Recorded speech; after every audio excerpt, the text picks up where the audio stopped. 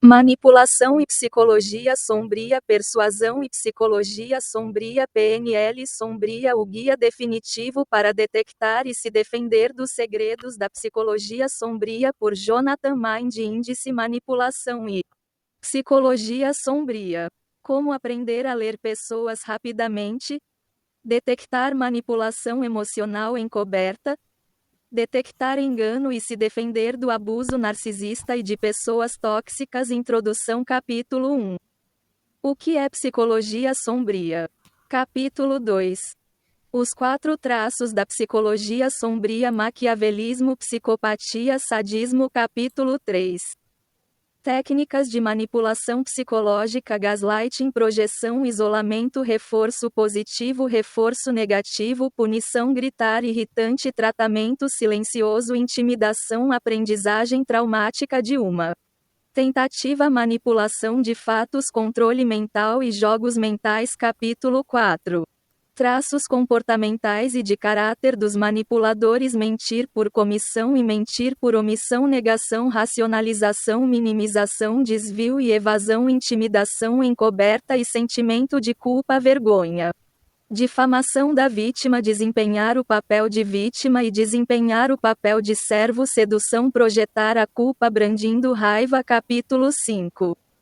O que é manipulação emocional encoberta?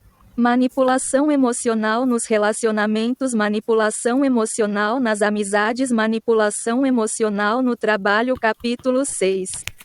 O que os manipuladores estão tentando fazer? Cancelamento da força de vontade, destruir a autoestima, vingança passivo-agressiva, confundir a realidade. Capítulo 7. Características comportamentais das vítimas favoritas dos manipuladores: insegurança e fragilidade emocionais, pessoas sensíveis, pessoas enfáticas, medo da solidão, personalidade, transtornos dependentes e dependência emocional. Capítulo 8. O papel da defesa: aceitação, aumentar a consciência, desapegar-se com amor, construir autoestima, reações de mudança, seja assertivo, alimente-se, torne-se autônomo e assuma o controle. Conclusão. Persuasão e psicologia sombria. Como detectar o engano na psicologia da persuasão? Leia a linguagem corporal. PNL sombria. Hipnose e defenda-se da manipulação emocional encoberta e da psicologia sombria. Introdução. Capítulo 1. O que é persuasão? Elementos de persuasão: persuasão subliminar, sugestão e inteligência emocional. Capítulo 2. Métodos de persuasão: uso da força, técnicas de persuasão, criar uma necessidade utilizando ilustrações e palavras, truques usados pela mídia de massa e publicidade. Capítulo 3. Lavagem cerebral: o que é lavagem cerebral? Técnicas usadas na lavagem cerebral. Capítulo 4. Hipnose: o que é sugestão de indução de hipnose? Suscetibilidade, tipos de hipnose, hipnose ericksoniana. Capítulo 5. PNL escura: o que é PNL? Como usar a PNL na indução de compra? Como usar a PNL em relacionamentos e pessoas manipuladoras. Capítulo 6. Linguagem corporal: dicas de linguagem corporal. Os olhos dão pistas para revelar as verdadeiras intenções. Sinais de os ombros, pescoço e quadris. Imitar a linguagem corporal. Capítulo 7. Manipulação emocional encoberta. Capítulo 8. Vítimas favoritas dos manipuladores, traços comportamentais. Capítulo 9.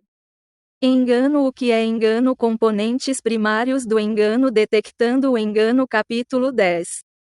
A tríade negra. Capítulo 11. Jogos mentes. Capítulo 12.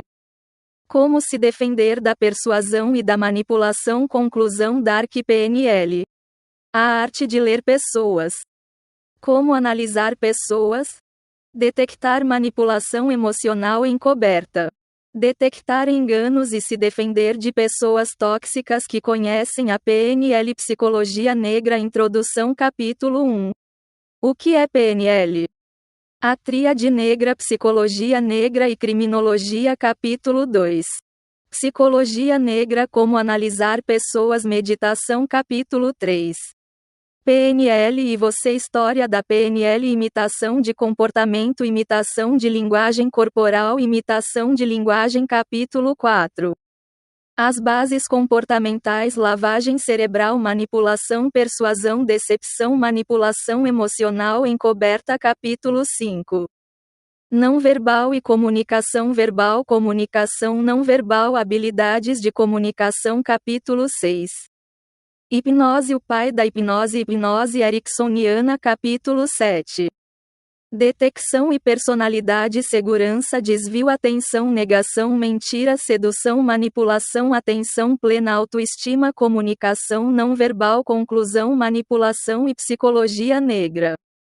Como aprender velocidade lendo pessoas? Detectando manipulação emocional encoberta.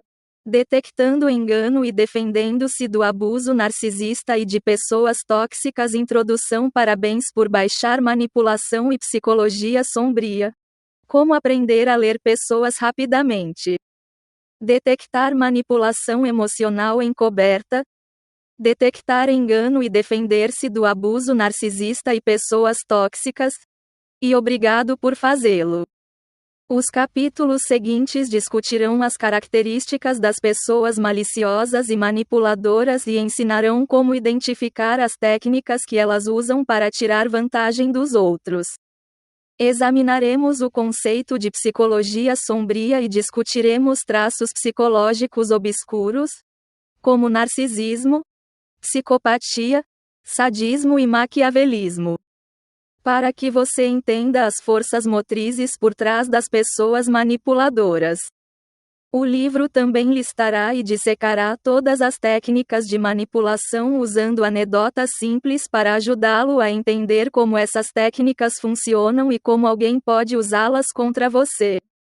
O livro também aborda as tendências comportamentais e traços de caráter dos manipuladores, para que você possa identificar pessoas mal intencionadas quando elas cruzarem seu caminho. Também abrange métodos secretos e sutis que as pessoas em sua vida podem usar para influenciá-los sem o seu conhecimento. O livro mergulha na psique dos manipuladores para ajudá-lo a entender exatamente por que eles fazem o que fazem e quais objetivos finais eles têm em mente quando visam você. Também discute as vulnerabilidades que as pessoas manipuladoras procuram nas pessoas que escolhem vitimar. No final, o livro ensina métodos experimentados e testados que as pessoas podem usar para se defenderem contra a manipulação e a exploração.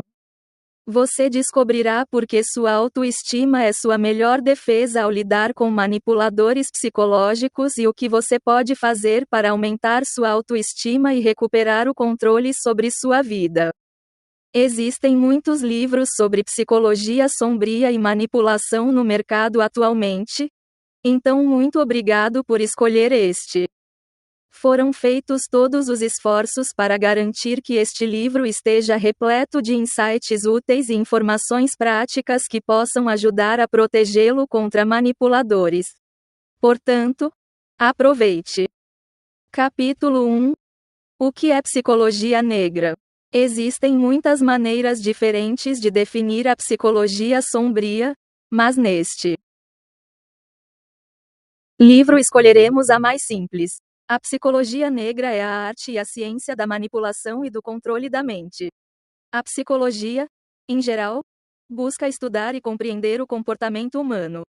Está focado em nossos pensamentos, ações e na maneira como interagimos uns com os outros. A psicologia negra, no entanto, concentra-se apenas nos tipos de pensamentos e ações que são de natureza predatória.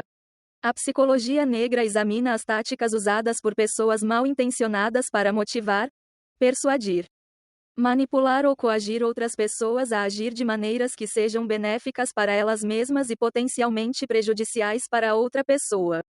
A psicologia negra pode ser vista como o estudo da condição humana, em relação à natureza psicológica dos diferentes tipos de pessoas que atacam outras.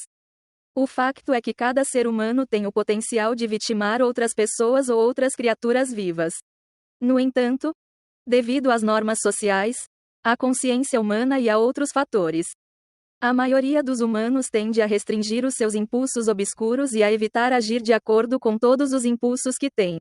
No entanto, há uma pequena percentagem da população que é incapaz de controlar os seus impulsos obscuros e prejudica os outros de formas aparentemente inimagináveis.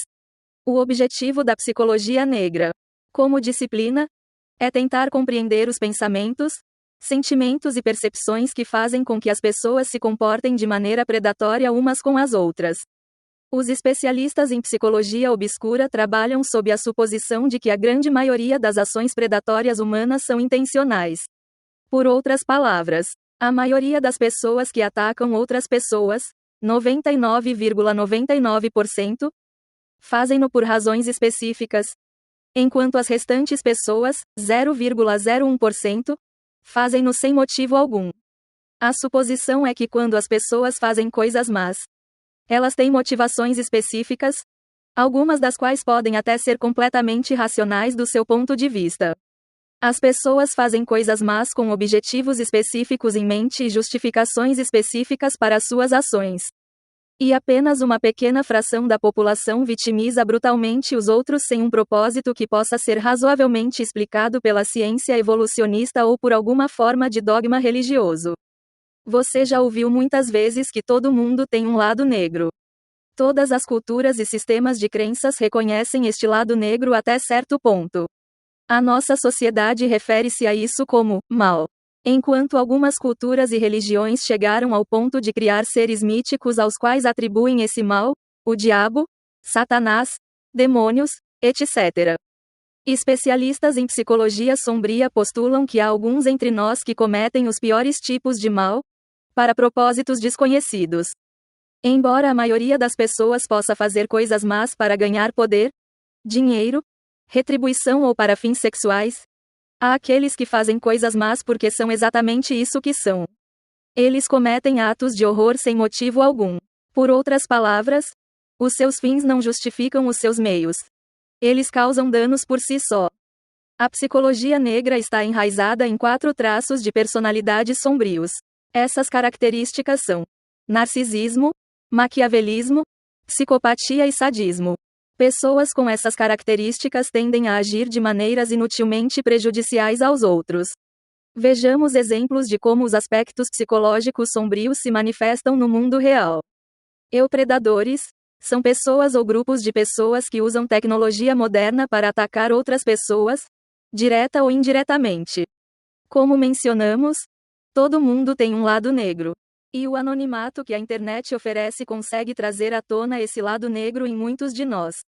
O resultado é que existe um número cada vez maior de pessoas que procuram explorar, coagir, perseguir e vitimizar outras pessoas online e através da utilização de outras ferramentas tecnológicas. Esses predadores parecem ser movidos por fantasias desviantes, que eles se sentem livres para realizar porque a internet permite que eles se escondam nas sombras. Por outras palavras, não estão restringidos pelas normas sociais habituais que impedem as pessoas de revelarem o seu lado negro porque ninguém online conhece as suas verdadeiras identidades. Essas pessoas tendem a ter todo tipo de preconceitos e preconceitos, que fazem de tudo para impor aos outros. Os predators vêm em diferentes formatos e tamanhos. Existem perseguidores, assediadores, criminosos, pervertidos, terroristas, valentões, vigaristas e até trolls. Não importa que tipo de predadores sejam. Todos tendem a ter consciência de que estão prejudicando os outros. Eles também tendem a se esforçar para encobrir seus rastros, o que significa que não querem que as pessoas que os conhecem na vida real descubram que eles têm um lado negro. O incêndio criminoso também é uma manifestação diferente da psicologia sombria. Incendiários são pessoas que tendem a se preocupar obsessivamente em provocar incêndios. Alguns deles tornam-se incendiários em série. Eles ateiam fogo regularmente e de uma maneira altamente ritualística. Necrofílicos são pessoas que têm interesse sexual nos mortos. Enquanto serial killers são pessoas que matam 3 ou mais pessoas durante um período prolongado de tempo. Estas são algumas das manifestações mais extremas da psicologia negra e, embora sejam raras, em função da população em geral, ainda vale a pena discuti-las se você quiser compreender a psicologia negra. Especialistas no campo da psicologia criminal acreditam que os assassinos em série e outros malfeitores são motivados pela busca de gratificação psicológica, que só podem alcançar praticando esses atos brutais. Para as pessoas que praticam os piores tipos de atos malignos, esses atos são como drogas. Eles são viciantes de certa forma. Por exemplo, quando um serial killer obtém alguma forma de gratificação ao assassinar alguém, ele pode sentir necessidade de fazê-lo novamente para experimentar a mesma gratificação. Para os propósitos deste livro, não discutiremos os aspectos mais sombrios da psicologia obscura. Em vez disso, examinaremos os aspectos que você provavelmente experimentará em sua vida cotidiana.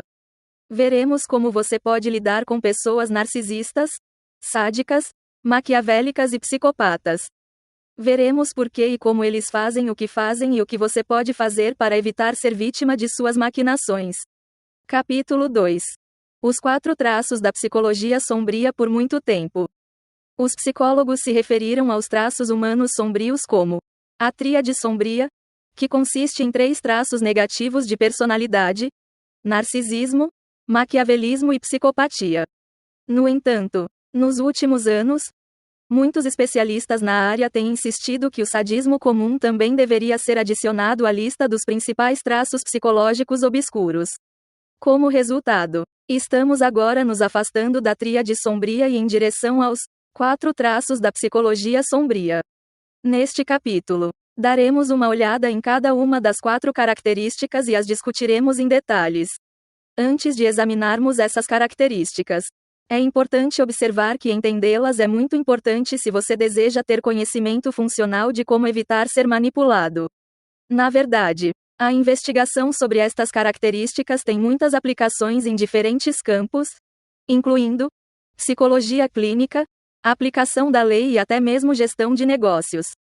Estudos mostram que as pessoas que obtêm pontuações elevadas quando testadas para as 4 características têm maior probabilidade de cometer crimes, de causar problemas dentro das organizações, de causar sofrimento às pessoas nas suas vidas e à sociedade em geral. Em situações de negócios, pode ser importante manter pessoas com tais características afastadas de posições de poder. Encontramos regularmente casos de narcisismo, maquiavelismo, sadismo e psicopatia não clínica e, se estivermos atentos, poderemos notá-los. Estatisticamente, todos nós temos essas características até certo ponto. Na verdade, quando os psicólogos testam as pessoas quanto a essas características, eles usam métodos de teste que pressupõem que essas características existem em um espectro. Tomando o sadismo como exemplo, tais testes implicam que, em vez de termos pessoas que são sádicas e outras que não são sádicas, temos pessoas que têm níveis elevados de sadismo e outras que têm níveis baixos de sadismo. Outra coisa importante a se observar é que algumas das características apresentadas por pessoas com cada uma das 4 características podem se sobrepor, o que pode ser confuso. Mesmo para pessoas com formação profissional em psicologia. Por exemplo, os narcisistas podem se comportar de maneira semelhante aos maquiavélicos ou sádicos. Por causa disso, pode ser difícil dizer que tipo de característica sombria uma pessoa possui apenas observando-a por um curto período de tempo. Se alguém fizer algo que seja prejudicial aos outros, você poderá saber qual traço obscuro a pessoa possui examinando a motivação ou a extensão da ação maligna. Não tire conclusões precipitadas. Reserve algum tempo para examinar atentamente o comportamento da pessoa antes de fazer qualquer julgamento. Se as ações da pessoa forem prejudiciais para você, pode ser difícil permanecer objetivo ao analisar seu traço sombrio de personalidade. Mas é importante lembrar que você só pode lidar adequadamente com as pessoas se tiver uma boa compreensão de suas características e motivações. Você pode tentar sair da situação e analisar a pessoa como um observador objetivo de terceiros. Narcisismo. O narcisismo é o traço sombrio exibido por indivíduos que são narcisistas. Os narcisistas exibem altos níveis de grandiosidade, superioridade, domínio e direito. Os narcisistas tendem a ser pessoas encantadoras e com uma visão positiva. E é por isso que são bons em enganar outras pessoas. De acordo com psicólogos, os narcisistas geralmente procuram pessoas para alimentar seu suprimento narcisista, porque querem usar essas pessoas para construir seus próprios egos. Eles também não têm empatia pelos outros. Uma característica principal que você vê nos narcisistas é que eles são muito bons em construir e cultivar relacionamentos e podem inicialmente cegar as pessoas para o fato de que estão agindo por interesse próprio. Todos nós tendemos a ter traços narcisistas em graus variados. Mas há poucos entre nós que têm transtorno de personalidade narcisista. Os termos narcisista e narcisismo vêm de Narciso, personagem da mitologia grega. Narciso era um caçador e um jovem muito atraente. Ele era tão atraente que todos pareciam se apaixonar por ele. No entanto, ele apenas tratava as pessoas com desprezo e desdém e nunca retribuiu o amor que os outros lhe demonstraram. Por causa disso, ele foi amaldiçoado por Nêmesis, a deusa da vingança, a se apaixonar por seu reflexo em uma piscina d'água. Assim como Narciso, os narcisistas modernos estão apaixonados por si mesmos. No entanto, os psicólogos descobriram que os narcisistas não amam as versões reais de si mesmos. Eles estão apaixonados por versões perfeitas de si mesmos, que só existem em sua imaginação. É fácil presumir que os narcisistas têm autoestima elevada, mas esse não é o caso. Eles têm um tipo perverso de autoestima que não se baseia em aceitar ou amar quem eles são, mas em amar uma versão fictícia e grandiosa de si mesmos. Quando um narcisista age por interesse próprio em detrimento de alguém, geralmente é em busca dessa grande visão de si mesmo, mesmo sabendo com certeza que não é real. Os narcisistas têm um senso exagerado de autoimportância. Eles acham que merecem ser tratados melhor do que todos os outros ao seu redor. Têm um sentimento exagerado de direito e acreditam verdadeiramente que quando recebem tratamento favorável em determinadas situações, é para o bem comum. Um narcisista pensa que quando está se aproveitando de você, na verdade está lhe fazendo um favor. Dessa forma, ele pode racionalizar muitos atos egoístas e malignos. Num relacionamento, um narcisista se considerará mais importante e mais merecedor do que a outra pessoa. No local de trabalho, o narcisista pensará que tem mais talento natural do que os seus colegas e, portanto, merece ser encarregado de projetos ou ser promovido à frente de todos os outros. O interessante do narcisismo é que, em alguns casos, ele pode tornar alguém bem-sucedido.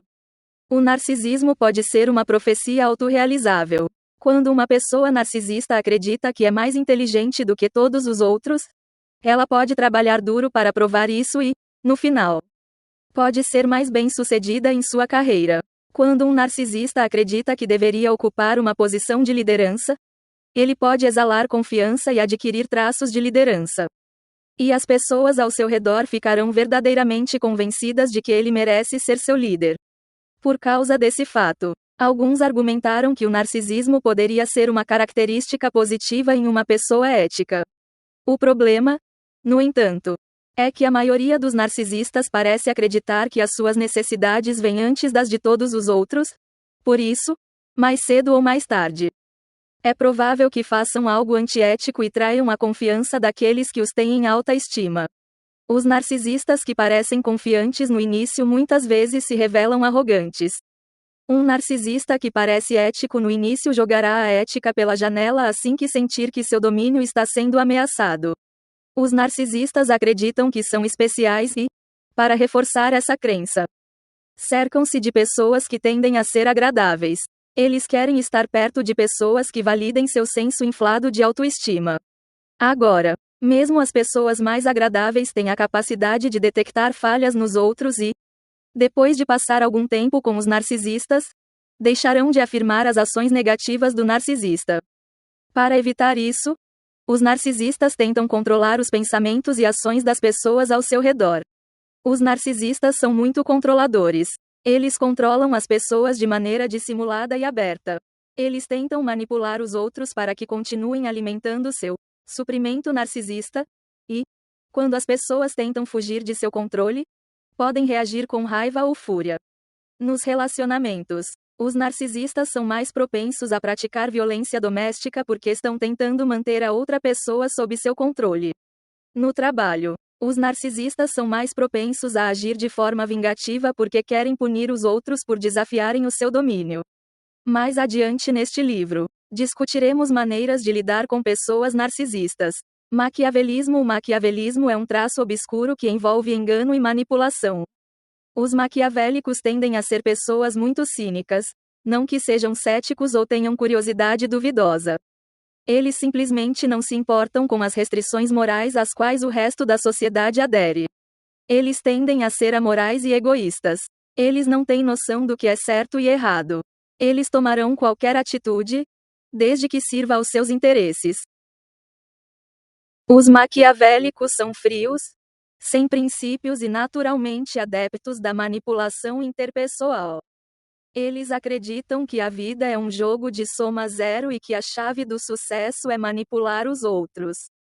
Eles abordam todos os tipos de relacionamentos com uma atitude fria e calculista e, para eles, quando desejam um determinado resultado em uma determinada situação, o fim invariavelmente justifica os meios. O maquiavelismo recebeu o nome de Niccolo Machiavelli, o filósofo político italiano mais conhecido por escrever O Príncipe. O livro oferece conselhos sobre como controlar as massas e manipular as pessoas para obter poder sobre elas. O livro ensina as pessoas a serem astutas, manipuladoras e enganosas, desde que consigam o que desejam. Argumenta que, na busca dos próprios interesses, é moralmente justificável prejudicar os outros. Nesse sentido, o maquiavelismo é semelhante ao narcisismo porque, em ambos os traços, existe uma crença subjacente de que os próprios interesses servem ao bem comum, mesmo que as pessoas sejam prejudicadas no processo. Pessoas com essas características tendem a trapacear, mentir e prejudicar outras pessoas para atingir seus objetivos. Eles são emocionalmente desligados das pessoas ao seu redor. Portanto, se você estiver em um relacionamento com eles, poderá perceber que todas as suas experiências são superficiais. Eles não hesitarão em prejudicar os outros se for conveniente para eles. Onde narcisistas, sádicos e psicopatas podem prejudicar os outros para seu próprio prazer, porque lhes falta empatia, ou para satisfazer certas necessidades emocionais. Os maquiavélicos farão isso com um propósito racional e possivelmente pragmático. Eles têm pouca consideração pelos danos colaterais emocionais que deixam. Na verdade, eles só se importam com as emoções dos outros se souberem que elas voltarão para assombrá-los. Os maquiavélicos parecem ter empatia fria, em oposição à empatia quente. A empatia fria é uma compreensão de como as pessoas podem pensar ou agir em determinadas situações, ou como certos eventos podem se desenrolar. Por outro lado, empatia calorosa refere-se a estar atento e a preocupar-se com as emoções das pessoas numa determinada situação. Pessoas normais têm grande empatia, o que significa que entendem como os outros se sentem e tomam cuidado para não impactar negativamente a sensibilidade das pessoas ao seu redor. Os maquiavélicos tendem a compreender os movimentos que os outros provavelmente farão em situações específicas, mas não ressoam com as emoções das outras pessoas. Como resultado, eles tendem a parecer hostis, emocionalmente distantes e severos. Alguns psicólogos e antropólogos argumentaram que o maquiavelismo poderia ser uma vantagem evolutiva e que é, portanto, uma característica desejável. Os maquiavélicos compreendem as reações emocionais das pessoas, o que as ajuda a lidar com ameaças reais e percebidas. Mas podem tecnicamente contornar a empatia ao reagir às ameaças, o que significa que as suas ações são mais eficazes. Se a regra da selva, sobrevivência do mais apto, se aplicar, então os maquiavélicos terão maior probabilidade de prosperar. O problema com este argumento é que já não estamos na selva e a sociedade só funciona se todos nos preocuparmos com o bem-estar dos outros. Os maquiavélicos são mestres na manipulação e têm grande probabilidade de se envolverem em crimes de colarinho branco. Pessoas com essa característica têm maior probabilidade de se envolver em esquemas de peculato, esquemas de pirâmide, esquemas de fraude de ações, esquemas de superfaturamento e crimes políticos. Eles chegam ao topo manipulando as pessoas e, quando chegam a posições de poder, seja nos negócios ou na política, usam as mesmas técnicas para manipular as massas. Psicopatia de todos os traços obscuros? A psicopatia é a mais malévola. Os psicopatas têm níveis muito baixos de empatia, por isso não se importam com os outros. Por outro lado, apresentam níveis extremamente elevados de impulsividade e são indivíduos em busca de emoções. Eles são muito insensíveis, muito manipuladores e têm um elevado senso de grandiosidade. Eles buscam emoções sem se importar com os danos que infligem aos outros no processo. Os psicopatas são mais difíceis de detectar do que você imagina. Eles tendem a manter a aparência externa normal. Embora lhes falte empatia e consciência, aprendem a agir normalmente observando as reações emocionais dos outros. Eles podem até parecer charmosos quando tentam manipular você. São voláteis e têm tendências criminosas, embora nem sempre seja esse o caso. Há muito interesse e fascínio pelos psicopatas, e é por isso que você vê tantas representações deles na cultura pop. No entanto, com o fascínio vêm os equívocos. Tendemos a pensar nos psicopatas como assassinos em série, bombardeiros, supervilões e pessoas comprovadamente insanas. E o perigo aqui é que esquecemos que a maioria dos psicopatas são apenas normais, pelo menos ao que tudo indica, e podem nos prejudicar de várias maneiras. Outras maneiras: pessoas que gostam de começar brigas, que ignoram suas emoções e que mentem constantemente para você podem acabar se tornando psicopatas. A psicopatia adulta não pode ser tratada. No entanto, quando são observadas tendências psicopáticas em crianças e jovens, estes podem ser submetidos a determinados programas que os ensinam a ser menos insensíveis e mais atenciosos com os outros. Uma coisa importante que você precisa entender é a diferença entre um psicopata e um sociopata. Em conversas coloquiais, esses dois termos são frequentemente usados de forma intercambiável. Mas em psicologia eles têm significados diferentes. Um sociopata é uma pessoa que tem tendências antissociais. Ora, estas tendências antissociais são geralmente resultado de fatores sociais e ambientais. Por exemplo, uma pessoa que teve uma infância ruim pode acabar se tornando um sociopata porque não confia na sociedade em geral ou porque desenvolveu certos problemas psicológicos como resultado de uma educação desfavorável. Por outro lado, os traços psicopáticos são inatos. As pessoas não se tornam psicopatas. Eles nascem psicopatas. No entanto, fatores sociais e ambientais podem contribuir para o tipo específico de psicopatia de uma pessoa. Por exemplo, pessoas que nascem com traços psicopáticos e são criadas em um ambiente caótico e violento têm maior probabilidade de apresentar manifestações mais pronunciadas de sua psicopatia. Os especialistas concordam que existem 3 fatores principais que contribuem para a psicopatia: genética, anatomia cerebral e fatores ambientais. Como os outros traços sombrios, a psicopatia existe em um espectro. Os médicos usam um sistema de avaliação em escala para medir o nível de psicopatia. Todos se enquadram em algum lugar nessa escala. Mas as pessoas com pontuação igual ou superior a 30 são consideradas como tendo psicopatia que atinge o nível de significância clínica. A lista de verificação de psicopatia (HER) é usada por profissionais de saúde mental para verificar psicopatia, principalmente em pacientes clínicos e em criminosos.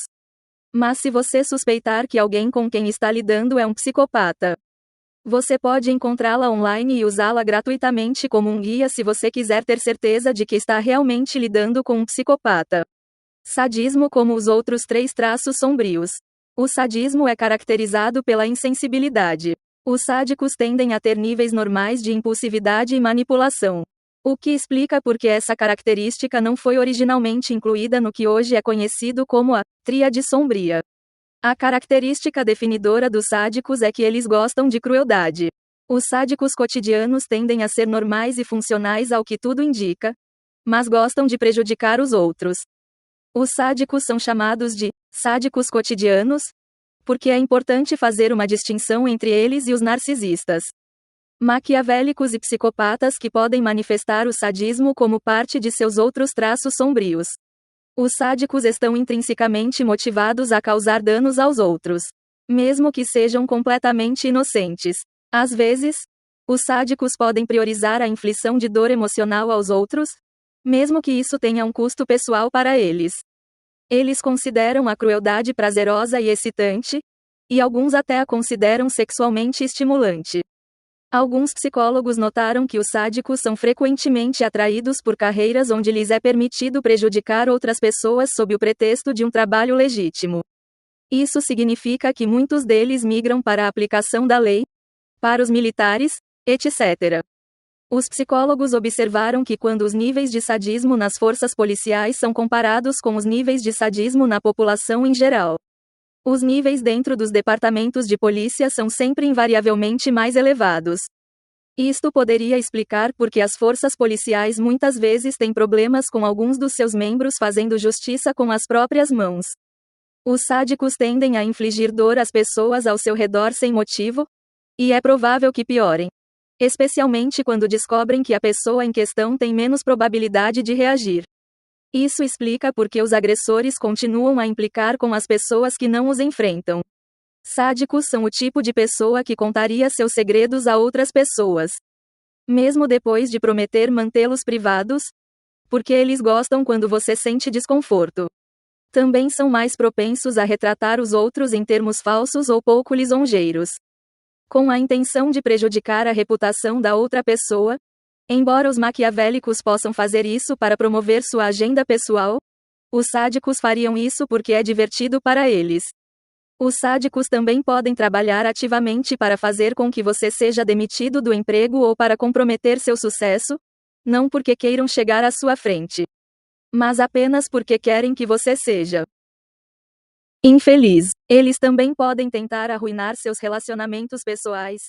Eles causarão turbulência em seu relacionamento, então relaxem e aproveitem o drama e a miséria. É mais provável que roubem propriedades de outras pessoas, não porque precisem delas, mas porque não querem que a outra pessoa as tenha. É mais provável que eles intimidem você na vida real ou online. Você sempre pode identificar um sádico pelos comentários e observações que ele faz online. A maioria dos trolls da internet tendem a ser sádicos do dia a dia. Eles farão comentários negativos sobre praticamente qualquer coisa, não porque acreditem fortemente na opinião que têm, mas porque querem irritá-lo ou irritá-lo. Eles sempre encontrarão algo negativo a dizer até mesmo sobre as coisas mais unificadoras online. Com os trolls, quanto mais você se envolve com eles, mais energizados eles ficam e mais incomodam você online. Capítulo 3. Técnicas de manipulação psicológica. A manipulação psicológica é definida como uma forma de influência social que procura alterar o comportamento e as percepções dos outros, através do uso de táticas indiretas, enganosas e dissimuladas. Em outras palavras, trata-se de usar certos truques para fazer com que as pessoas ajam de determinada maneira ou pensem certas coisas, geralmente em benefício de quem está perpetrando a manipulação. Dessa forma, os interesses do manipulador são promovidos, geralmente às custas da outra pessoa nessa equação. A manipulação psicológica emprega métodos que são ao mesmo tempo tortuosos e exploradores, e são frequentemente usados por pessoas que têm um ou mais dos traços sombrios de personalidade que discutimos no capítulo anterior. Agora, desde o início, precisamos ter certeza de que você entende que nem toda manipulação psicológica e influência social são negativas. É possível manipular alguém para o seu próprio bem. Por exemplo, os pais podem manipular os filhos para que comam vegetais. Por ser manipulação, acaba beneficiando a criança porque sua saúde melhora. Da mesma forma, amigos, Familiares e profissionais de saúde podem tentar influenciá-lo através de certas técnicas de manipulação com o objetivo de fazer com que você faça as escolhas certas em determinadas situações. A influência social é uma parte normal e importante do discurso social. Na influência social saudável, não há aspecto de coerção. Em outras palavras, quando uma pessoa bem-intencionada tenta influenciá-lo e você resiste a essa influência, ela não vai forçá-lo a fazer o que ela quer. No entanto, na manipulação psicológica prejudicial à saúde, um manipulador recorre frequentemente a técnicas coercitivas se sentir que você é resistente às técnicas mais suaves que ele tem tentado usar em você. Quando pessoas mal-intencionadas utilizam técnicas de manipulação psicológica contra você, elas geralmente tentam esconder a natureza agressiva de suas intenções. Então você deve entender que a maioria de suas técnicas são projetadas para serem sutis. A maioria deles também levará algum tempo para conhecê-lo e compreender suas vulnerabilidades psicológicas antes de decidir quais técnicas de manipulação funcionarão com você. Isso significa que só porque você conhece alguém há algum tempo e não o viu tentar prejudicá-lo de alguma forma, isso não garante o fato de que suas intenções são puras. O que significa que você não deve começar a desconsiderar seus instintos sobre eles. Os melhores manipuladores são aqueles que revelam suas intenções muito depois de você ter decidido confiar neles. Lembre-se de que os manipuladores geralmente têm tendência à crueldade. Portanto, mesmo que o tratem bem no início de sua associação com eles, preste muita atenção à maneira como agem em relação aos outros. Se você os vir usando técnicas de manipulação contra outras pessoas, saiba que é apenas uma questão de tempo até que eles usem as mesmas técnicas contra você. Neste capítulo, discutimos as técnicas de manipulação psicológica mais comuns usadas por pessoas que pretendem prejudicá-lo ou tirar vantagem de você. É importante compreender essas técnicas e como elas funcionam para que você possa identificá-las quando estão sendo usadas contra você ou alguém próximo a você. E para que você possa saber como se defender delas. Gaslighting. Gaslighting é uma das técnicas de manipulação psicológica mais letais que existem. É onde um manipulador tenta fazer com que seu alvo comece a questionar sua própria realidade. Envolve fazer com que alguém duvide de suas próprias memórias e percepções e, em vez disso, comece a acreditar no que o manipulador quer que acredite. Um manipulador semeará dúvidas na pessoa para que ela comece a pensar que ou se lembra das coisas de maneira errada ou que está perdendo a sanidade. Gaslighting envolve a negação persistente de coisas que são fatos óbvios. Também envolve muita orientação errada, contradições e mentiras descaradas. Quando uma pessoa é submetida à iluminação a gás por um longo período, ela começa a ficar instável e a sentir que suas próprias crenças são ilegítimas. Um exemplo comum de iluminação a gás é quando um agressor convence a vítima de que o incidente abusivo de que ela se lembra nem sequer ocorreu. Esse fenômeno é mais comum do que você imagina e acontece em todos os tipos de relacionamentos. Um cônjuge abusivo pode negar ter abusado de você quando for confrontado mais tarde, negando abertamente que o abuso ocorreu ou alegando que não aconteceu como você se lembra e que sua versão dos eventos é muito exagerada. Um chefe ou colega manipulador pode atacar um subordinado e depois negar que isso aconteceu dessa forma. Alguém que te apalpou pode mais tarde alegar que escoçou acidentalmente em você. E pode insistir tanto nisso, a ponto de você começar a pensar que talvez estivesse enganado. Você pode imaginar como isso funciona. Quer dizer, tenho uma compreensão firme da minha própria realidade e duvido que alguém consiga me convencer de que minhas percepções estão erradas. É fácil presumir que o gaslighting não funcionará com você, porque você é inteligente ou porque tem força de vontade. Mas a verdade é que quando um manipulador é bom no que faz, você pode nem imaginar que isso aconteceria. A maneira como funciona é que muitas vezes começa com pequenas mentiras da parte do manipulador e pequenas concessões da sua parte. Digamos, por exemplo, que seu namorado chegue alguns minutos atrasado para um compromisso quando você combinou de se encontrar em um horário específico. E ele insiste que chegou na hora certa e que foi você quem chegou um pouco mais cedo e está enganado sobre o tempo que você concordou. Naquele momento, você pode pensar, bem, uma diferença de 10 minutos não é grande coisa. E talvez tenhamos cruzado nossos limites. Você poderia descartar essa pequena discrepância porque parece inconsequente, mas isso será apenas o começo. Da próxima vez, a mentira ficará um pouco maior e você se sentirá obrigado a desculpá-la também, porque já deixou outra coisa passar. Então pareceria inconsistente se você fizesse um grande alarido neste momento.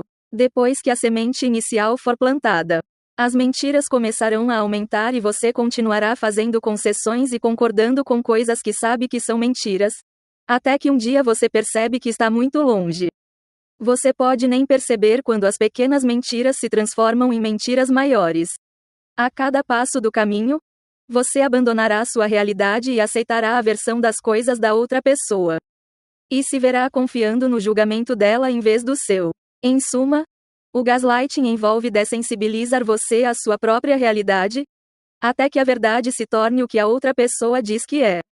É mais provável que o gaslighting funcione em situações em que existe uma dinâmica de poder entre duas pessoas ou entre uma pessoa e um grupo de pessoas.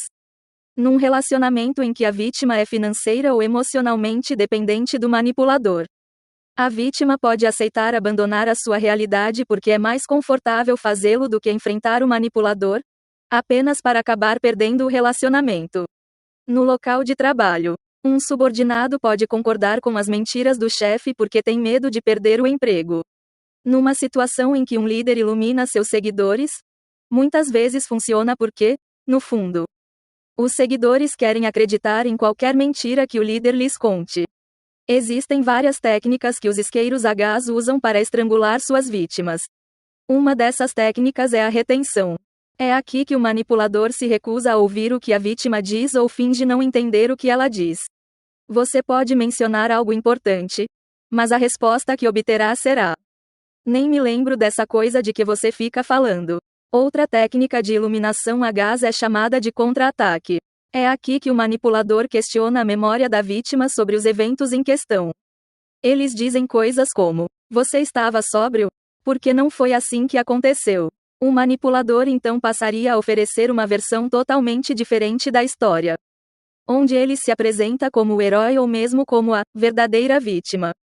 Técnica é aqui que eles mudam a história ou questionam a maneira como a vítima está pensando, a fim de evitar abordar qualquer questão que a vítima esteja levantando. Banalizar também é uma técnica comum de iluminação a gás. As necessidades não são tão importantes ou que ela está apenas sendo desnecessariamente dramática. Nesses casos, os manipuladores podem dizer coisas como: não exagere nas proporções. Você frequentemente se questiona ou que suas convicções desaparecem quando você interage com uma determinada pessoa. Se uma pessoa o faz ruminar sobre certas falhas de caráter, provavelmente ela está enganando você. Alguém que lhe diz que você é muito emotivo. Realmente estou tentando fazer com que você pare de confiar em suas emoções. Se você se sentir confuso sobre a natureza do seu relacionamento, ou sentir que a pessoa está te deixando louco, ou que você está perdendo o controle quando está com ela pode estar enganando você. Se você entra em uma sala com a intenção de discutir algo específico, mas alguns momentos depois se vê discutindo com seu parceiro sobre um assunto totalmente diferente, isso significa que a pessoa está deliberadamente frustrando seus esforços genuínos de comunicação. E pode ser um sinal de iluminação a gás. Se você se sente confuso sobre suas próprias crenças, pensamentos e sentimentos sempre que está com alguém, isso é um claro sinal de alerta. Quando você está sendo prejudicado, você também pode descobrir que está constantemente se desculpando por estar enganado, ou que está frequentemente dando desculpas para si mesmo e para os outros pelo comportamento de seu parceiro. Projeção. A projeção é uma técnica de manipulação psicológica onde alguém transfere suas emoções e erros para você. A projeção é um mecanismo de defesa que quase todo mundo usa até certo ponto. Todos nós temos uma tendência natural de projetar nossas emoções negativas e sentimentos indesejáveis nas pessoas ao nosso redor. E isso geralmente acontece quando sentimos que fomos colocados em uma situação difícil. No entanto, na medida em que todos nós fazemos isso, os narcisistas e as pessoas com outros traços de personalidade obscuros tendem a fazê-lo excessivamente e em proporções absurdas. As pessoas tóxicas acham muito difícil admitir até para si mesmas que as coisas desagradáveis ao seu redor podem ser resultado de suas próprias ações. E sempre encontram pessoas culpadas por cada pequena coisa que acontece. Essas pessoas muitas vezes fazem de tudo para evitar assumir a responsabilidade por suas próprias ações. Como resultado, eles podem atribuir a você seu comportamento e características negativas. Por exemplo, se você tem um chefe que sempre chega atrasado ao trabalho, poderá se surpreender ao encontrá-lo acusando você de atraso, mesmo que você seja sempre pontual. É mais provável que um cleptomaníaco acuse você de roubar seus itens pessoais. Nos relacionamentos, é mais provável que um manipulador que o trai acuse você de traí-lo ou haja de uma forma que sugira que ele suspeita que você o traiu. Quando uma pessoa está te traindo, ela pode optar por espioná-lo, verificando suas mensagens, ligações e e-mails, e ele é mais provável que você bombardeie você com perguntas sempre que você se atrasar alguns minutos. Agora, um bom parceiro pode ficar um pouco desconfiado ou inseguro se você de repente se tornar mais reservado ou ausente, mas se o seu parceiro começar a tratá-lo com suspeita, mesmo que você esteja agindo de forma completamente normal, é provável que sejam eles quem estão traindo, e eles são apenas projetando isso em você. Os manipuladores tendem a se projetar em parte porque querem destruí-lo e mantê-lo na defensiva, e isso lhes dá mais controle sobre sua vida. Quando eles o acusam de certas coisas e você sente que lhes deve uma explicação, isso permite que eles o dominem. Em outras palavras, é como se eles fossem o chefe ou você, e agora você tem que responder a eles. Enquanto você tenta freneticamente se defender das acusações que eles fizeram contra você, eles podem fazer o que quiserem e você nunca terá tempo para denunciá-los por seus erros. Eles também estão contando com o fato de que seria estranho e infantil se você os acusasse exatamente da mesma coisa que eles já acusaram você. Então isso tira a possibilidade de você confrontá-los com base em suspeitas que possa ter. Como mencionamos, a projeção é algo que todo mundo faz e que pode complicar as coisas para você se uma pessoa manipuladora projetar sobre você. Quando alguém projeta emoções negativas em você, você pode ter uma inclinação natural para projetar de volta seu senso de empatia e compaixão. Isso explica por que a projeção funciona tão bem como técnica de manipulação. Mesmo quando alguém o acusa de fazer algo ruim, você ainda sentirá compaixão por essa pessoa e fará de tudo para tranquilizá-la de que está enganada. Mas quando você faz isso, eles vencem. Ainda que com a sua ajuda. Quando você sente que alguém está projetando algo em você, a melhor coisa a fazer é deixar suas próprias emoções fora da equação e tentar responder da forma mais racional possível. Isolamento. Todos temos sistemas de apoio social que nos ajudam a lidar com situações difíceis e nos impedem de tomar decisões que nos fazem mal. Temos amigos e familiares que percebem quando nosso comportamento muda ou quando começamos a sair com pessoas más, e sempre nos protegem.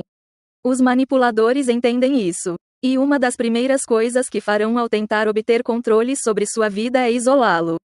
O isolamento facilita o abuso porque elimina qualquer recurso que você possa ter quando alguém começa a abusar.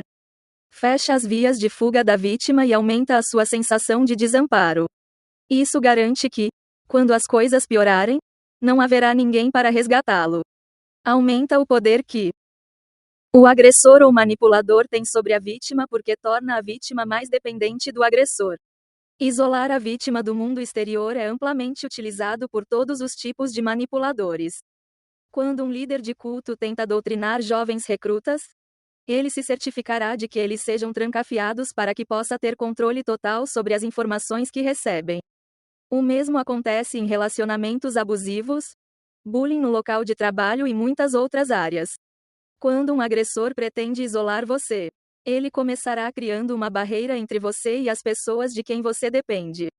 Ele aprenderá tudo sobre a dinâmica entre você e sua família e amigos e usará as fraquezas de seus laços para semear desconfiança e conflito. Por exemplo, se um cara sabe que você é próximo de sua irmã, mas tem alguns conflitos de infância não resolvidos com ela, ele pode tentar reacender esses conflitos para que vocês comecem a se separar. No local de trabalho, um manipulador pode criar animosidade entre você e seus colegas, fazendo com que eles fiquem bravos com você e parem de ficar do seu lado ou de protegê-lo. Se você ingressar em uma seita ou qualquer tipo de grupo e o líder for um manipulador, ele pode insistir para que você corte os laços com sua família e amigos e dependa apenas de outras pessoas desse grupo. Rivais nos negócios, no trabalho ou mesmo na vida pessoal podem isolá-lo, manchando seu nome e desacreditando-o junto a outros membros da comunidade. Dividir para conquistar também é uma forma de isolamento utilizada principalmente por pessoas com traço de maquiavelismo. Neste caso, o manipulador está usando o isolamento como uma faca de dois gumes para obter controle sobre ambas as partes que estão sendo separadas uma da outra. Depois que um agressor conseguir isolar você, ele levará o abuso para o próximo nível, porque sabe que você não tem ninguém a quem recorrer. Na verdade, outras técnicas de manipulação, como a iluminação a gás, funcionam de forma ainda mais eficaz quando uma pessoa está isolada. Dizem que o amor é cego e, às vezes, no início dos relacionamentos, ficamos cegos para os traços sombrios das pessoas com quem namoramos. Alguns manipuladores podem tentar isolar você desde o primeiro encontro. Se você começar a namorar alguém e perceber que ele nunca quer sair na sua casa, ou ele nunca quer que você traga seus amigos em encontros casuais, é provável que ele esteja tentando isolá-lo para que você não consiga que seus amigos lhe deem uma avaliação objetiva de seu caráter. No local de trabalho, o isolamento pode assumir muitas formas diferentes. Uma pessoa pode isolá-lo, negando-lhe acesso a certas oportunidades, ocultando informações importantes ou mantendo-se fora do circuito sobre assuntos cruciais para o seu desempenho no trabalho. O isolamento também pode ser usado por uma pessoa manipuladora como forma de punição caso você não esteja fazendo o que ela deseja.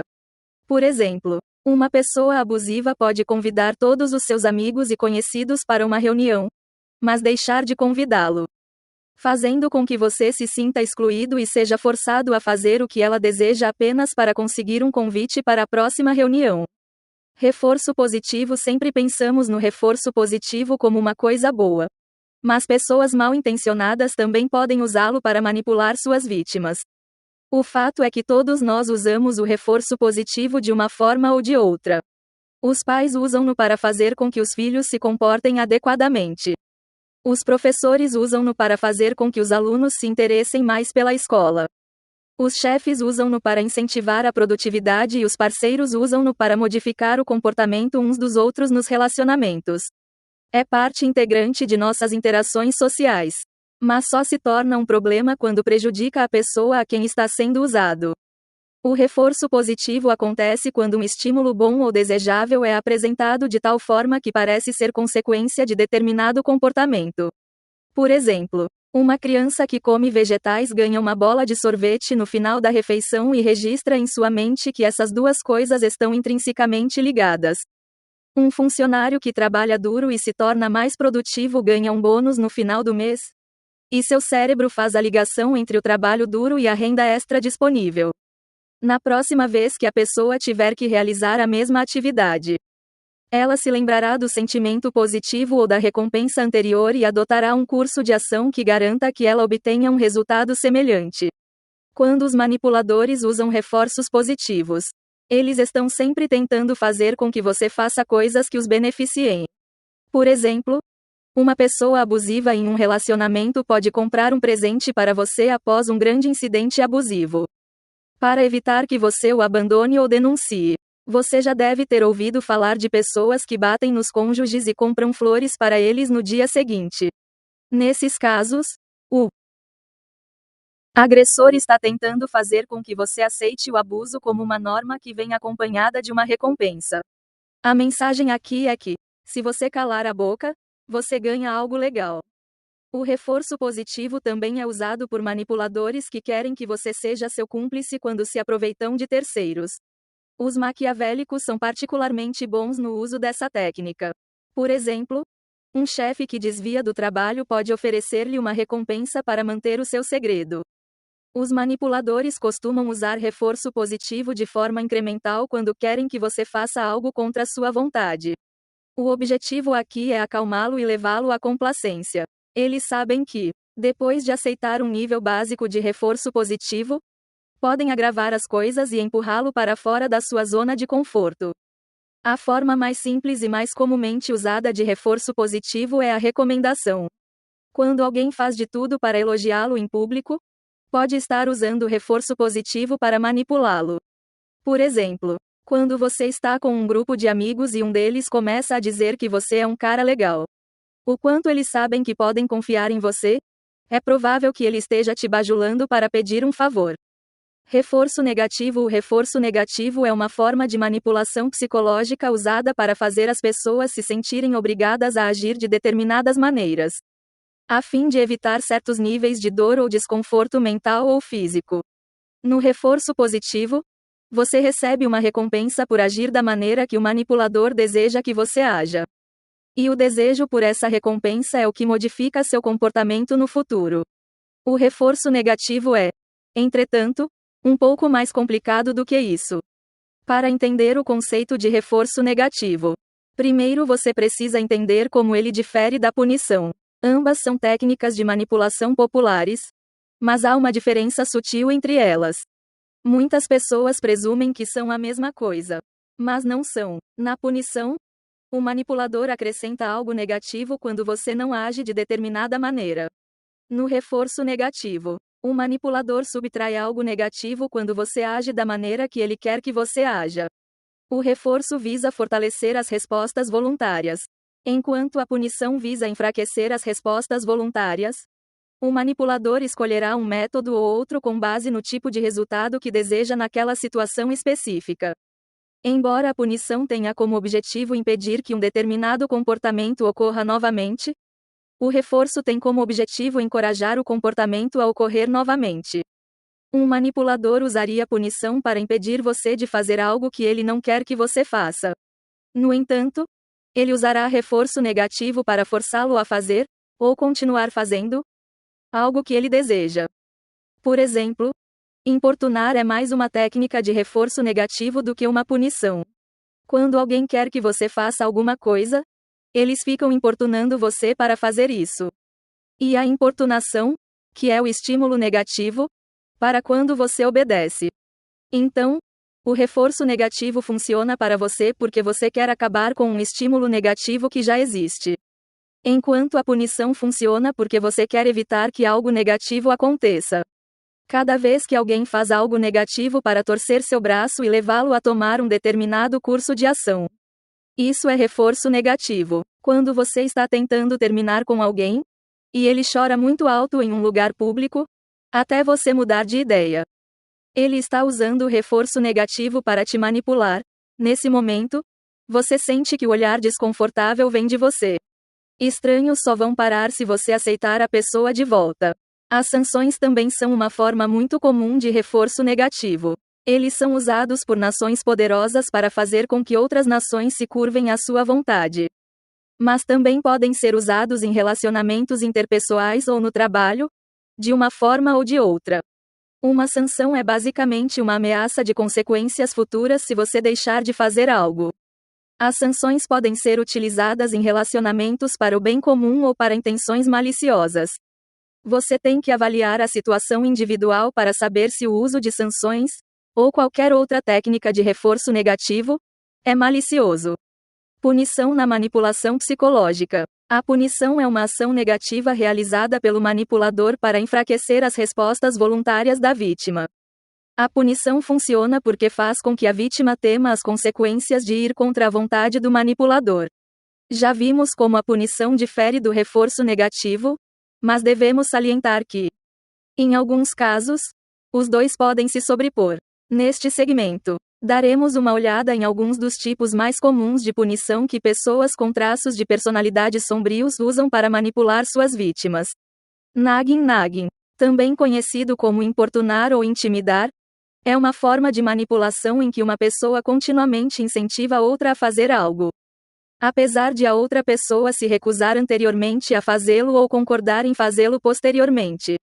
Um autor descreveu a irritação como uma interação em que uma pessoa faz um pedido repetido enquanto a outra ignora repetidamente esse pedido. E ambas as pessoas ficam irritadas à medida que a batalha de vontades aumenta. Embora tenha conotações negativas, a irritação é, na verdade, parte integrante da comunicação interpessoal em muitas dinâmicas sociais. Os pais incomodam os filhos para que façam certas coisas. Na verdade, a importunação é necessária quando se treina as crianças para adquirirem certos hábitos construtivos. A irritação também pode ser usada por pessoas bem-intencionadas. Amigos ou parceiros podem importuná-lo para fazer coisas que o beneficiem. Na verdade, alguma irritação é necessária mesmo em relacionamentos saudáveis. No entanto, pessoas com traços de personalidade sombrios podem incomodá-lo a fazer coisas que as beneficiem e tenham um impacto negativo. Para saber se a pessoa que está incomodando você tem intenções maliciosas, você deve examinar a situação individual. Eles estão pedindo que você faça algo que só os beneficia?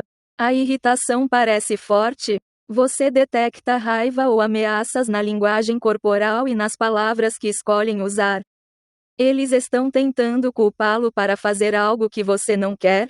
Se sua namorada pede repetidamente para você levar o lixo para fora, isso pode indicar que ela tem alguns problemas de controle. Mas isso não é a mesma coisa que ter intenções maliciosas. Quando pessoas mal intencionadas incomodam você, geralmente há ou então, no que elas estão pedindo para você fazer, e se você olhar o subtexto, perceberá que é mais uma exigência do que um pedido. Gritar funciona como uma técnica de manipulação por um motivo simples. Faz você se sentir desconfortável ou com medo a ponto de cumprir tudo o que o manipulador deseja que você faça. Existem duas maneiras principais pelas quais os manipuladores usam os gritos para manipular os outros. As pessoas gritam para dominar você ou para bancar a vítima e ganhar sua simpatia. Gritar pode ser usado para intimidar alguém. Quando uma pessoa manipuladora grita com você, ela pode estar tentando intimidá-lo, porque é mais provável que você faça o que ela quer se tiver medo dela. Pessoas manipuladoras recorrem a gritos em parte porque naquele momento, eles sabem que são incapazes de apresentar um argumento lógico para que você faça o que eles desejam. Eles sabem que se você se ater aos fatos, poderá sair vencedor. Então gritam porque querem desorientá-lo e fazer com que você perca a discussão por padrão. Quando uma pessoa levanta a voz durante uma discussão, é um sinal claro de hostilidade crescente. Mas também pode ser um sinal de que ela está apaixonada pelo tema da discussão. Você tem que avaliar o grito no contexto para entender se ele está sendo usado para manipular você. Assim como acontece com as demais técnicas de manipulação. Você tem que observar a intenção da pessoa. Quando os manipuladores usam os gritos para se fazerem de vítimas durante uma interação, muitas vezes, mas nem sempre, optam por fazê-lo na frente de um público.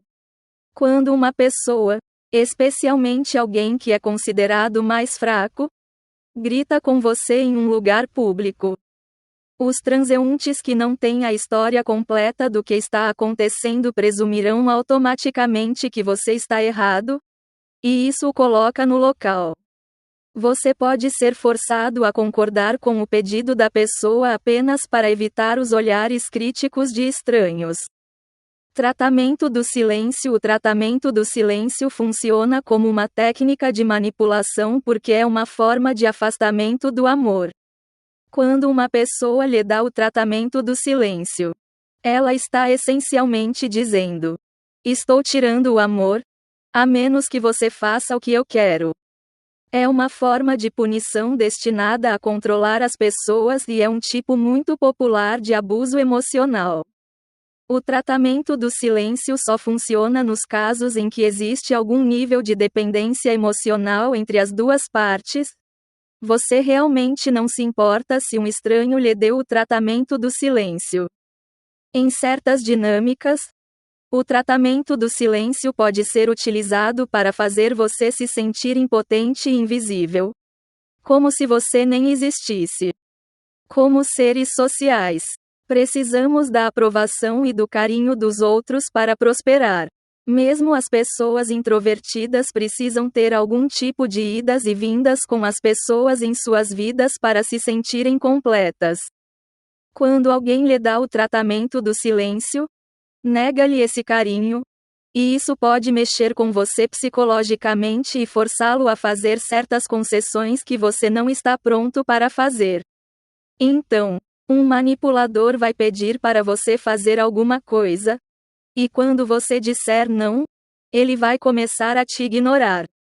Eles não responderão quando você falar com eles e não atenderão suas ligações ou mensagens de texto. Alguns deles podem até desaparecer repentinamente de sua vida ou se esforçar para evitar ficar na mesma sala que você. Quanto mais envolvido emocionalmente você estiver, maiores serão as chances de decidir que a animosidade não vale a pena se manter firme e você se verá fazendo o que eles querem. O tratamento do silêncio é um daqueles maus hábitos que tendem a aumentar com o tempo em um relacionamento. Se alguém usar essa técnica contra você uma vez e funcionar, começará a usá-la a cada passo. Intimidação. A intimidação pode ser encoberta ou aberta, mas em ambos os casos, é usada por manipuladores para fazer com que você se curve à vontade deles por medo. A intimidação aberta também é conhecida como bullying. É aqui que os manipuladores fazem ameaças abertas para que você faça o que eles querem. Eles usarão o medo para ameaçar você e levá-lo à submissão. Pode ser uma ameaça de violência física. Eles brandirão raiva e fúria para provar que têm tendências violentas. Se você se manter firme, eles podem até recorrer à violência física real. Geralmente são pessoas irritadas que têm problemas com autoridade. A intimidação encoberta envolve o uso de ameaças veladas ou vagas para manipular as pessoas. As pessoas que recorrem à intimidação encoberta têm tendências violentas, mas tentam controlar-se porque a sociedade desaprova demonstrações abertas de violência. Essas pessoas são muito perigosas porque são boas em esconder a sua verdadeira natureza do resto do mundo. Estes são os tipos de pessoas que abusam dos seus cônjuges dentro de casa, mas depois apresentam um caráter carismático ao resto do mundo. Pessoas que usam a intimidação de convertidos tendem a ser muito calculadas e são boas em inventar formas diabólicas de puni-lo se você não fizer o que elas querem. Aprendizagem traumática de uma tentativa. A aprendizagem de uma tentativa refere-se a experiências singulares que encontramos, que acabam moldando nosso comportamento no futuro. Esse tipo de experiência geralmente é traumatizante e poderoso o suficiente para servir como um impedimento para agirmos de determinada maneira pelo resto de nossas vidas. Em muitos casos, a aprendizagem por tentativa única pode ocorrer sem que ninguém a induza ou nos imponha.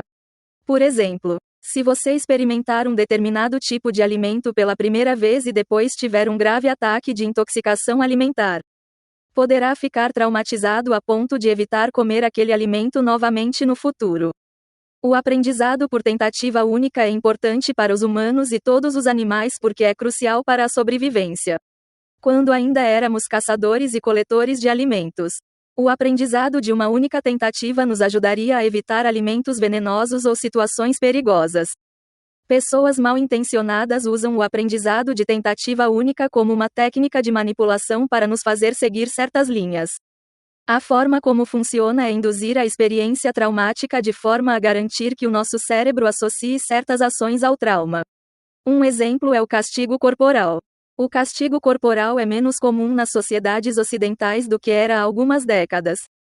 Mas é uma das formas mais fáceis de compreender de aprendizagem traumática de uma única tentativa. Antigamente, quando uma criança fazia algo errado, os pais, ou professores, batiam nela e deixavam bem claro para a criança porque ela estava sendo punida. No futuro, quando a criança pensasse em cometer o mesmo erro novamente, ela se lembraria da dor que sentiu anteriormente e decidiria que a ação não valia a pena repetir a experiência dolorosa. É claro que o castigo corporal é agora desaprovado ou ilegal na maioria das jurisdições porque causa graves feridas psicológicas e problemas de autoestima.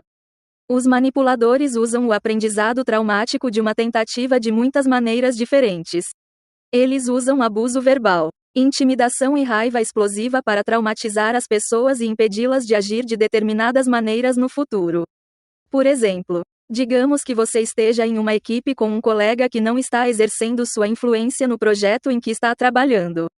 Um dia, você decide confrontá-lo sobre isso de uma forma calma e racional. No entanto, ele reage de forma muito explosiva. Ele xinga você, faz birra, causa uma cena e deixa você extremamente desconfortável e traumatizado. No futuro, quando surgir um problema semelhante, você terá medo de confrontá-lo, então ele escapará impune. Nesse caso, ele manipulou você, condicionando-o a evitar confrontá-lo ou perturbá-lo no futuro. Existem muitas variações na forma como funciona o aprendizado traumático de uma tentativa e é comumente usado para manipular pessoas em relacionamentos interpessoais. Na próxima vez que você quiser fazer algo, mas decidir não fazê-lo porque teve uma experiência ruim no passado, saiba que está lidando com um aprendizado traumático de uma tentativa. Se a situação estiver ligada a uma pessoa específica, isso deve indicar que a pessoa é um manipulador. Manipulação de fatos. A manipulação de fatos é uma das técnicas de manipulação psicológica mais eficazes porque se baseia em fatos sujeitos à interpretação. Quando uma pessoa manipula fatos, tecnicamente ela não está mentindo. Ele está apenas usando os fatos a seu favor. Pode envolver a seleção seletiva de fatos, a omissão de certos fatos ou a retirada de fatos do contexto. Mesmo os fatos mais indiscutíveis estão sujeitos à interpretação. E pessoas com traços de personalidade sombrios são muito bons em apresentar interpretações que os retratam da melhor maneira possível. Os maquiavélicos são especialmente hábeis em usar informações factuais para transformar coisas ruins em coisas aparentemente boas. Uma forma de manipular os fatos nas relações interpessoais é inventando desculpas. As pessoas podem desculpar todos os tipos de mau comportamento criando narrativas que distorcem o contexto das ações questionáveis que tomaram. Outra forma de manipular os factos é culpar a vítima por causar a sua vitimização. Existem muitos casos documentados em que os abusadores em relacionamentos conseguiram convencer as suas vítimas de que fizeram certas coisas para merecer o abuso. Há muitos espancadores de esposas que se defendem dizendo: "Você me obrigou a fazer isso." Esta técnica de manipulação funciona muitas vezes de forma mais eficaz depois de a vítima ter sido isolada do seu sistema de apoio. As vítimas que estão apaixonadas ou dependentes do agressor são mais propensas a aceitar interpretações distorcidas de eventos abusivos porque o seu próprio julgamento é prejudicado pela sua afeição pelo agressor. A retenção de informações importantes, ou a divulgação estratégica de factos, é outra técnica comum que envolve a manipulação de factos. Alguém pode estar lhe dizendo a verdade com a intenção de manipular você. Os manipuladores sabem que sua reação a certas informações depende do seu humor ao recebê-las. Ou se você considerará ou não essa informação uma prioridade no momento em que a receber. Os manipuladores também sabem que ocultar certos detalhes importantes pode afetar a maneira como você digere e reage às informações. As divulgações estratégicas e a retenção de detalhes importantes são utilizadas todos os dias nas relações interpessoais, nos negócios e até no discurso político. Os políticos usam isso o tempo todo. Quando têm informações que podem prejudicar a sua posição perante o público, mas têm a obrigação legal de divulgá-las, muitas vezes fazem-no no encerramento dos negócios na sexta-feira. Quando a maioria das pessoas está ansiosa pelo fim de semana, e não estão prestando atenção às notícias. Dessa forma, eles garantem que as informações prejudiciais não recebam muita cobertura da mídia. Outras formas de manipular os fatos incluem exagero dos fatos, sensacionalismo dos fatos, subestimação dos fatos ou apresentação dos fatos com preconceitos unilaterais. Todo mundo usa todas essas técnicas até certo ponto. Você deve examinar a intenção de cada pessoa para determinar se elas são maliciosas ou não. Controle mental e jogos mentais. O termo controle mental tem muitas definições e interpretações. Mas o ponto crucial a ser observado é que não envolve nenhum tipo de magia ou habilidade sobrenatural. Requer apenas uma compreensão rudimentar das emoções e do comportamento humano. O controle da mente pode envolver lavagem cerebral em uma pessoa, reeducação, reforma de seus pensamentos, uso de técnicas coercitivas para persuadi-la de certas coisas ou varredura cerebral. Existem muitas formas de controle mental, e poderíamos preencher um livro inteiro discutindo todas essas formas. Mas, para nossos propósitos, examinaremos o conceito em termos gerais. Controle mental significa que uma pessoa está tentando fazer com que os outros sintam, pensem ou se comportem de uma determinada maneira, ou reajam e tomem decisões seguindo um determinado padrão. Pode variar desde uma garota tentando fazer com que seu namorado desenvolva certos hábitos, até um líder de seita tentando convencer seus seguidores de que ele é Deus. O controle da mente é baseado em uma coisa: informação. Temos os pensamentos e crenças que temos porque os aprendemos. Quando somos submetidos a novas informações de forma deliberada e consistente, é possível alterar nossas crenças, pensamentos ou até mesmo memórias. O cérebro está programado para sobreviver e, nesse sentido, é muito bom em aprender informações que são cruciais para nossa sobrevivência. Quando você recebe certas informações de forma consistente, seu cérebro começará a acreditar nelas. Mesmo que você saiba que não é verdade. Por exemplo, mesmo que você seja a pessoa mais racional que existe, se você entrar na internet e assistir a 100 vídeos sobre uma certa teoria da conspiração, começará a acreditar até certo ponto. Isso explica por que pessoas que parecem inteligentes podem acabar sendo doutrinadas em seitas ou até mesmo em grupos terroristas. O controle mental também funciona de forma mais eficaz quando alguém depende da pessoa que está tentando controlar sua mente. Mesmo em relacionamentos involuntários,